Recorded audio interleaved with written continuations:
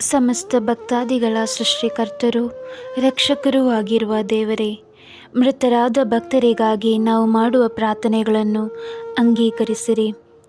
ಅವರು ದೈನ್ಯದಿಂದ ಯಾಚಿಸುವ ಕ್ಷಮೆಯನ್ನು ದಯಪಾಲಿಸಿರಿ. ಯುಗ ಯುಗಾಂತರಕ್ಕೂ ಜೀವಿಸಿ ಆಳುವ ಪ್ರಭುವೇ, ನಿಮ್ಮನ್ನು ನಾವು ಕೋರುತ್ತೇವೆ.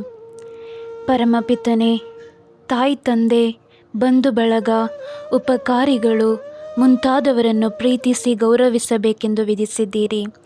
ಆದ ಕಾರಣ ನಮಗೆ ಜನ್ಮವಿತ್ತು ಸಾಕಿ ಸಲಹಿದ ತಾಯಿ ತಂದೆ, ನಮ್ಮನ್ನು ಆಧರಿಸಿದ ಬಂಧು ಮಿತ್ರರು, ನಮಗೆ ಸಹಾಯ ನೀಡಿದ ಸ್ನೇಹಿತರು, ಉಪಕಾರಿಗಳು ಮುಂತಾದವರನ್ನು ಶುದ್ಧೀಕರಣ ಸ್ಥಳದಿಂದ ವಿಮುಕ್ತಗೊಳಿಸಿ ಅವರು ಸದಾಕಾಲ ನಿಮ್ಮೊಂದಿಗೆ ಆನಂದ ಭಾಗ್ಯವನ್ನು ಸವಿಯುವಂತೆ ಕರುಣಿಸಿರಿ ಸ್ವಾಮಿ. ಆಮೇನ್. ಓ ಕರ್ತರೇ, ಮೃತರಿಗೆ ನಿತ್ಯ ವಿಶ್ರಾಂತಿಯನ್ನು ದಯಪಾಲಿಸಿರಿ.